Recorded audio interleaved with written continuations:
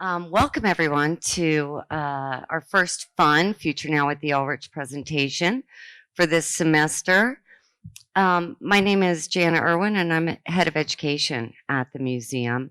And this is a program we started about a year ago to coincide with our new initiative Solving for X, in which we're visualizing research being done across campus in our Gratefully Gallery downstairs. What else? Our next fun presentation will be April 24th. We're going to go ahead and skip March because of spring break and all of the Final Four activity going on in March Madness. And if you're interested in being one of our fun presenters, just shoot me an email or give me a call and we can discuss it. So today we have 4 presenters. And our first presenter is Dr. Darren DeFrain, who is Associate Professor of English and Director of the Writing Program. And he'll present on making comics and graphic narratives accessible. And this current research is in collaboration with FSU PhD student Aaron Rodriguez to develop a process for an app that will use haptic responses to provide access to and more robust understanding of the mise-en-page for blind and visually impaired readers. Dr. DeFrain is the author of 2 books and is currently at work with Fran Connor on a book for University Press of Kansas concerning the post-punk history of Kansas. Our next presenter is Carter Bryant, the Ulrich Museum of Art Mary Joan Wade Curatorial and Education Intern. He will present Sources, Curating Narratives in the Arts, his recent curatorial project that sought to create a space that eradicates false narratives and encourages authentic storytelling, along with strategic and creative marketing. Carter is a senior at WSU pursuing a Bachelor of Arts degree with an emphasis in art history.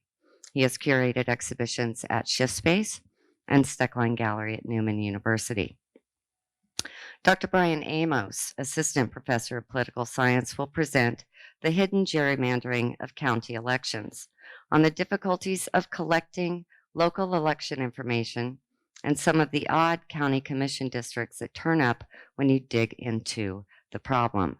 Dr. Amos's work explores the impact of geography on elections with a focus on redistricting and gerrymandering. His research on gerrymandering can be further explored in our Gratefully Gallery exhibition, Solving for X equals Representation, Slaying the Gerrymander, on view through June 28th. And finally, our very own Ksenya Gurshtein, Curator of Modern and Contemporary Art, will present art history from the archives to the attic on the process of researching the exhibition Lee Adler, A Madman Amid the Machines, currently on view in this gallery through March 29th. Ksenya has a Ph.D. in the history of art from the University of Michigan and has published widely on the history of post-war Eastern European art.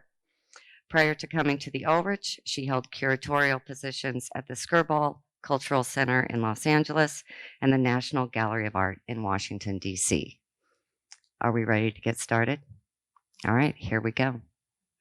This started this project that I'm working on with Aaron Rodriguez, a graduate student of mine, in a graduate class on graphic narratives. And we were concerned about accessibility because this is a growing concern for English in general, but specifically with graphic narratives because of the visual components. And typically what happens with the rendering of graphic narratives to make them accessible is that they are provided with a voiceover, a narrative version of that, and that doesn't quite get to the whole impact of this. Okay, so this is our project. It's called Viz Ling, and what we're trying to accomplish is something more than just the narrative track, something that is going to actually get at the heart of what it means to look at an image that's part of a sequential narrative. And so I use this this next slide here for my students to get a sense of what it means when text and image intersect. So if you see this image right here, that's the artist's name down in the lower corner. Without any text to it, it doesn't probably look all that exciting, pretty mundane, right? But when you get to the next slide, which just includes one small addition there. It's kind of a dirty thing, and your minds just go right to that. And so this is meant to illustrate the importance of both seeing the text and the image together in unison, in concert. When you look at comics, if you look at comics, you don't need a lot of sense of how to read comics typically. This is another thing that's really interesting to me. Even if you don't read comics, this one's kind of a busy example, but this is from Black Panther, and you could follow this if you had your full vision. Translating this for someone who can't see, though, is quite a challenge. You can see there's all these different elements to a comic that have to come together to make that understood and to follow the story that's going along here. Speech bubbles, things like R, that are very difficult to translate. So one of the pioneers in this, not necessarily with accessibility, is Will Eisner, and he was a comic artist, and he also looked at the way comics work, and he wrote a really influential book on what he called sequential art, comics and sequential art. And one of the things that he was interested in is the way that we bridge the gaps between panels and what goes on in our brain to help us understand what happens here. And I understand this is a little blurry, but if we look down in the lower corner here, and this will go on to the next page, we're going to take a look at how time passes, how an artist is able to get across time passing. And then I'd like you to also be thinking, as you look at this next slide, about, so how the heck would we translate this? How is this going to work for someone who can't see? Do we just say time passes, stuff happens, things grow? It doesn't have the same sort of sense of things. And so I'm going to give you an example here from Pixar to also tell you about what's going on with movies and so forth to do translations, and hopefully this will work. Pixar Animation Studios. In a dark room, a light switches on. Agent Dicker sits in front of a boy. File 82 dash. Okay, I guess that's what we're going to get. And you get just a little taste of that, and like you can imagine trying to watch a film that way. It's better than nothing, but at the same time, it doesn't get across anything like the mise-en-page experience. So take a look at this Dilbert example. This is a very simple comic, very straightforward. And so one of the things that we want to do is provide more of a sense of the mise-en-page, where things are located, and then also use visual linguistics to kind of tag everything and understand it. So that very simple Dilbert comic, if you look at the way that this would be laid out with narrative grammar translation, you can see this gets very complicated just with something that simple and straightforward. And so what we want to do is to create a user experience that is going to be more akin to the reading experience that people with their full vision would have. And so we've created this app that would use haptic responses, vibratory responses, and it would have 3 different modes. And so as you uploaded a comic, and it would be very simple for people with visual impairments to upload the graphic narrative onto their tablet, they would have these 3 different modes. Mode 1 would be the narrative playback mode, which would be kind of like that Pixar thing that I showed, where it would just give you the narrative of, in this panel, Dilbert is sitting there talking to his boss. In the next panel, this is happening. The narrative playback mode would then also be coded for further research, and would just be like I said, a pretty simple, straightforward attempt to craft the narrative of what's going on. The second mode, though, would incorporate the narrative grammar with this, and so this would kind of give the reader a sense of how they're meant to progress across the page, and they could trace the page throughout with their finger and get a sense of where things are located, what follows after the next, and get a more solid understanding of how that's going to work through haptic responses. If they are following the right trajectory of the comic on the page, they'll get one kind of code, and if they jump out of that direction, if they go into the wrong panel, for example, it would just let them know that no, that's not the direction that you want to go if you're going to read this in the order in which it is intended. And so you'd see like the red box here would be the visual representation. The other thing that we're hoping for with this is for people like myself who are on the wrong side of 40, if you wanted to access comics and graphic narratives on your cell phone, which is an increasing way of accessing comics and so forth. I can't see very small things on my cell phone, and so this would be useful for people to just press different parts of a comic or graphic novel, get that part read to you, so that you could continue on unimpeded. The third and final mode of this would just be like a free exploration mode. And this is where you would touch anything and it would read it back. And that's why I was mentioning that with the cell phones. And that is all I have. And thank you very much.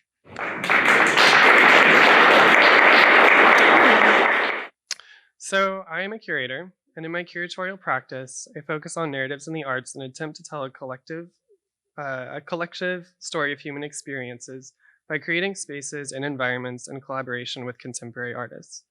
My most recent curated exhibition was titled Sources. In this exhibition, I encouraged artists to become vulnerable in the work they presented through sharing authentic lived experiences. I chose to focus on narrative because I find it a compelling method of communication due to the reactionary effects. Our everyday lives are surrounded by narratives, false or authentic, driven to influence our perception. We are surrounded by testimonials and news cycles, advertisements, and films. These narratives are calculated tools of communicating information in order to evoke a reaction. My fascination with narratives likely comes from growing up with social media and constantly consuming content generated by my peers and strangers in real time. I monitor the types of content I consume on platforms such as Instagram and find most hyper-popular images are highly staged and idealized. One could make the case that these posts are frequently intended to evoke envy from the viewer because they are not partaking in the same experience. The content one chooses to share in social media is a means of selective sharing. Beyond content, platforms such as Instagram allow users to choose whether their account is public or private, meaning the user is able to select who sees their content. After that first level of selection, some posts are subject to be viewed only by those you select from your follower pool. This is an even deeper subculture of selective sharing I'm fascinated with that uses private and anonymous accounts. These users frequently choose obscure usernames and unrecognizable profile photos in order to maintain an anonymous status. However, the user frequently shares the information with a handful of close peers who also hold anonymous accounts. This practice forms a complex web of selective sharing in regards to content and audience. I claim the practice of filtering authentic stories has broken through social media, permeating in everyday interactions. I argue this behavior of sharing false or selective narratives influences face-to-face human interaction, but the outcome is yet to be determined. One could argue these behaviors enhance connection by streamlining sharing, but these behaviors also decrease the need to tell stories via in-person interactions. Sources attempts to create a space that combats the false narrative through expressing vulnerability through works of art. For my curatorial process, I conducted a series of studio visits and conversations with artists. The process varied from selecting an existing piece to include or discussing multiple approaches to execute the narrative we had in mind. Through these interactions, we were able to collaborate to create a space that seeks to encourage authentic storytelling in hopes of forming genuine connections that result in empathy.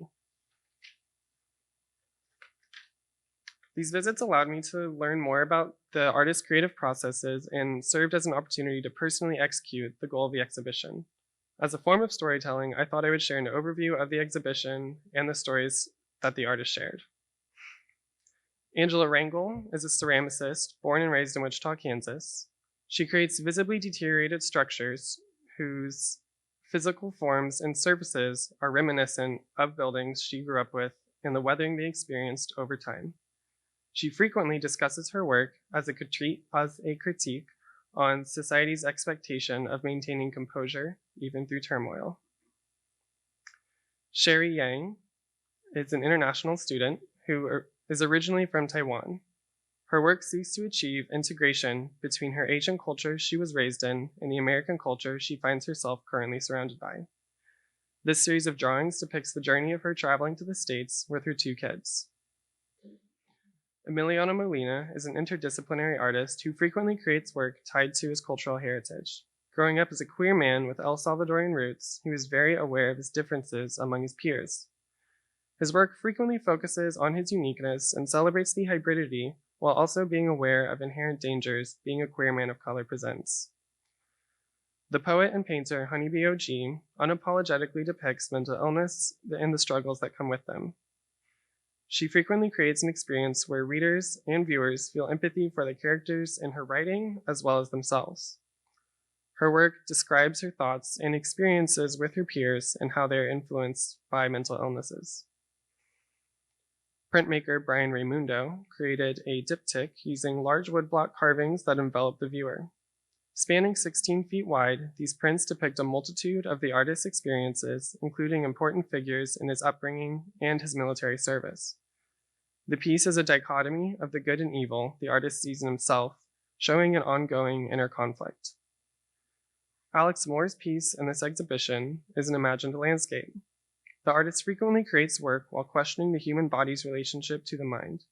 This painting is a part of a body of work that focuses on altered or imagined landscapes, offering sublime visions for the viewer to interpret using their own experiences. Dale Small documents the changes he has noticed in his surrounding city in a series of photographs that appear as if the viewer has stumbled upon the scene. His intention with these photographs is to call attention to Wichita's changing urban center. As an artist from a low-income family and who has experienced homelessness temporarily before, Small calls attention to the new development in the city and the displacement it frequently causes. I also collaborated with graphic designer J.C. Agnudo to compile all artist statements and narratives into an exhibition book. This was a way to have a tactile element in the exhibition that the audience was able to interact with, and it also calls back to a familiar method of storytelling, the picture book. I think this booklet is an element of sources that enhances the storytelling experience. Each artist is designated a page and speaks about their work in an intimate way or reflects on an important memory of theirs. The booklet was a highly collaborative element in sources between myself, J.C. Agnudo, School of Art, Design, and Creative Industries, and the Art and Design Advocates. Though each artist's work and sources is highly personal and based on their specific narrative, my hopes were that all viewers view the work while considering their own lived experiences, with the goal of relating to the content and forming connections. Because with the viewer's own experience, as with all other art, there is potential to bring new meaning to the surface for each individual. All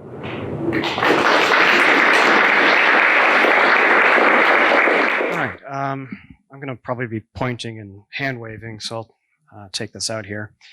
So I'm going to be talking a little bit about redistricting, which means I should talk a little bit about the census. So this happens once every 10 years. We're currently in the middle of the 2020 census. And Lizzie Chemirak of Alaska was the first person counted by the 2020 census. One of the purposes of the census is to release population counts for the redistricting process. So over the course of a decade, populations will shift. Some districts in a state will get overpopulated, some will be underpopulated, and the counts that will be released a year from now will be used to balance out those populations for equal representation purposes. Now, what's interesting here is that this is usually done by partisan politicians. So there's a danger that they will use this process to squeeze out some benefit for themselves. And when this happens, this is called a gerrymander, after the first example of this district here, signed off by Elbridge Gerry in 1812. So this can be a very contentious process. One party will try to squeeze out an advantage, one party will try to stop that. There will be a lot of media coverage, there will be court challenges. It's all very interesting. And I'm not going to talk about that today. I'm going to talk about boring redistricting today. Because I'm interested in the non-contentious stuff, the stuff that doesn't get a lot of observation. I study local redistricting, and specifically I focus on county commissions. This turns out to be a difficult thing to study. There hasn't been a lot of broad-based systematic study. And one reason for this is, if I was interested in state redistricting, I could collect all the state Senate districts, make them into a map in about 10 minutes. That's about how long it took me to make this. But the reason for this is that the Census Bureau collects these districts and releases them. They don't do this for local districts. Some states will take on this duty. So Minnesota goes to its counties and collects all of these boundaries. Georgia does this as well, although they charge $15 per county, and I don't have $2,000 to spend on Georgia. But not every state does this. Most states don't. And Kansas is one of these states that doesn't. So if you want commission districts for every county, you have to go to every county and ask. So I have a lot of these spreadsheets with notes about who I've called, who I haven't called, who is not responding to my emails. And yeah, this is kind of a pain. And the question we have is state and federal redistricting the same as county commission redistricting? In some cases, we might expect that to be the case. So Sedgwick County, there's a lot of population, a lot of resources, experts are drawing the lines, and the results are something that you would expect a state legislature to draw. But we have to remember that the median county in the US has about 26,000 people. So in some cases, counties are still drawing these maps by hand. If you call up Comanche County and ask for a digital version of their maps, they don't have one for you. They can take a photo with their smartphone and text you a map, which is what they did here. And because of that, you would expect different outcomes. So Cowley County is a good example here. So some of these districts, this pink district is in 2 pieces, this blue district is in 2 pieces. That's not something you see at the state or federal level. There's also issues of kind of basic redistricting philosophy. With something like the Kansas State House, there's 125 members, and we kind of have this idea that we shouldn't split up communities. Like urban areas and rural areas should have their own representatives. By combining them, you kind of water down that voice. Well, county commission districts tend to have 3 or 5 representatives, and it's actually pretty common for commissioners to request both urban and rural areas to be in their districts. And that might make sense in a holistic sort of approach to serving the county. Now, granted, Oklahoma gets weird with how they try to pull this off. But even if the districts are compact, they do make a little bit of sense, we start to run into potential problems. And a good example of this is Ford County, which contains Dodge City. The Hispanic neighborhoods are in the city, and if they take this urban-rural approach, they end up splitting up that Hispanic area of the city across 3 districts, which looks like a racial gerrymander, like an intentional one. I don't know if this was intentional or not, but the outcome is still kind of problematic. Something else that we're usually interested in with state and federal redistricting is keeping existing political boundaries whole. So Iowa's a great example. Their 4 congressional districts don't split a single county. That's awesome. The equivalent for counties would be not splitting up townships and cities. All else equal, we'd want them to be whole. Well, we run into problems with something like Logan County here in Kansas. So Oakley has 80% of the population of the county. Even though they split it in half, District 1 has about 45% of the population. District 3 has about 15%. That's an unconstitutional difference in population that is currently in effect. Some of this falls to the states, so they should be conducting oversight. Minnesota does this. They don't have these sorts of population variations. Indiana doesn't do this oversight, so most of their county commission districts are technically illegal. And like I said, Kansas doesn't do this oversight either. They aren't collecting district maps. So an extreme example here is if you call up Greenwood County and ask for their county commission districts, they don't have them, or at least that's what the county clerk tells me. There's obviously districts because elections are held and people are elected, but they say there is no visual representation of those districts anywhere in their office to give me. So the answer is yes, county commission districting is different than federal and state. This is a project I've just started embarking on, and I plan to carry on for 3 or 4 years. I'm still in the process of just getting Kansas's county commission districts together, but I'm looking forward to what sort of results I find. And I thought I'd close with a PSA. So 2 weeks from now, you should be getting mail from the Census Bureau directing you to go online and fill out the census. And please do that. I use that data all the time. And if you don't, somebody will knock on your door. So you'll have to do it anyway. But thank you very much. My talk today is about the exhibition you see around you, Lee Adler, a madman amid the machines. The show was first conceived soon after I arrived as curator last year and discovered that the Ulrich holds 36 pieces by Lee Adler. These are some of them that haven't been on view since 1991, and I became very curious. Normally, when a curator gets interested in works in the museum collection, there is good existing scholarship and information available online. But in this case, I was coming up with nothing to give me even basic information on who Lee Adler was, The only thing I could get was in our library were his books on marketing, which I dutifully checked out. There was nothing there on art. One thing I did quickly discover was that Lee Adler papers were at the Archive of American Art, the biggest repository of documents on American art. So that was the upside. The downside was that the Adler papers weren't digitized, and the archive couldn't help us beyond digitizing one folder that was specific to the Ulrich. This is where the magic happens.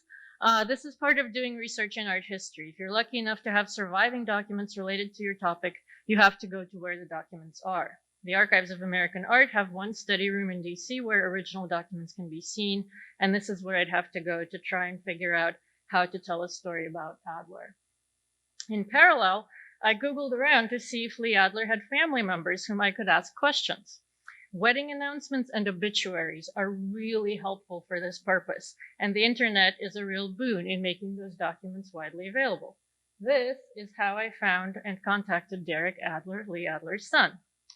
Derek immediately shared with me all kinds of useful information. His dad's CV, invitation cards to exhibitions that were, 40 years old, a small catalog from 1977, press clippings. On a trip to New York last spring, we visited Derek's home and learned that there were a lot of other materials, which were some of them literally in the attic. For a second, the generalizable lesson here from visiting Derek's house is that if you have original works of art that you think might be of interest to a museum somewhere, someday, the best thing you can do is gather as much information about this work as possible. Provenance, names, dates, publications. We have room for all of that in our databases. So finally, again, this is where the magic happens in DC. I felt a lot of trepidation that I won't find anything to help me figure out why Lee Adler made art. Having his perspective is not essential to be able to curate a show on him, but it helps a lot in order to be able to situate the work historically. And the archive thankfully did not disappoint. I found artist statements and a long unpublished interview that shed light on how Lee Adler developed as an artist and what he cared about. And that's the information that became an important source for the essay that I wrote for the exhibition brochure that you can pick on your way out. What's also wonderful about archival research is that you get a sense of your subject's personality. You often form a bond with the person, try to solve the puzzle of what their emotional life was like and empathize with their struggles. And it can be very subtle, just seeing what somebody chooses to underline in an article they read. This is another such example. He had struggles as a professional artist. He wanted to get better exposure. He struggled to sell work, and he struggled to make a living just by making art. He didn't discuss this at length, but there are clues in the archive, like these underlinings, about the emotional toll it took on him. And that's always a delight to discover. In New York, I didn't know what would expect me there, but that turned out to be a different kind of treasure trove, like this thick handwritten binder of notes, where he kept meticulous records on every painting and print he'd ever made, which allowed me to establish exact dates for everything in our collection, which was information we didn't have before, and which then translated curatorially into what you see on the wall, being able to put together works using dates that I could already visually see were connected, and also to be able to find source images like what you see in the labels on the wall. And the same thing happened with the sketchbooks. So the 8 sketchbooks that are in the case over there are just a tip of the iceberg. They go back to 1955, the total body of them. Years before he got formal training as a painter and as a painter and printmaker. And they tell this story of how he started by looking out at like very conventional scenes, developed his skills as a draftsman, visited museums to look at works of modern art, and finally kind of found his muse in the industrial infrastructure of Brooklyn, which is where he was living at the time. So through the archival materials, even though they don't often themselves make it into the exhibition, they shape the thinking behind what you see on the walls. The mix of chronological and thematic groupings that you see in this room was me trying to translate the kind of complex and messy story of Adler into an easy visual narrative. And the same goes for the emotional attachment I talked about. So hence the choice to include this diary entry and a very early collage that I think both reveal him as a person who was really depressive and dark, but also had a sense of humor and had this drive to create work. And archival research also doesn't answer all your questions, which is another interesting thing about it. So these are works from the very last series he did, and I felt compelled to include one painting at the very end of the show to show that he did it, but the archive didn't hold the answers for me as to why he was making that work and how. So that remains to be solved as a mystery. And the last thing I want to do as I conclude is to plug our new collection portal, which went live this Monday and now makes so many of the resources that were a year ago only available to me as the curator. And now any of you can go online and look at all of our holdings. Here's our beautiful portal. Just go to our website and link through there. And so now the curiosity that I have as a curator about what the hell is in the vault and who made it and why is there no information on this artist? You guys can ask all of those questions too. And together, we can make the next great discovery about the Ulrich collection.